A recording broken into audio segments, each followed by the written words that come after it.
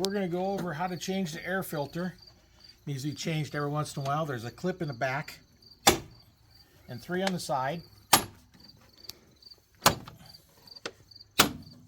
And there's little tabs. You just lift up on the back, pull it out, pull the old filter out. Let's take a look at this old filter, see what that looks like.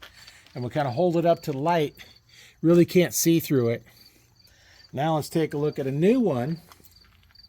See the difference in there? Quite a bit of difference. Now when you hold it up to the light, you can actually see my hand back behind there.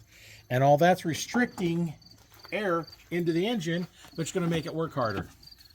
So you want to change those every once in a while, depending on where you live. If you live on a dirty road, you're going to have to do it more.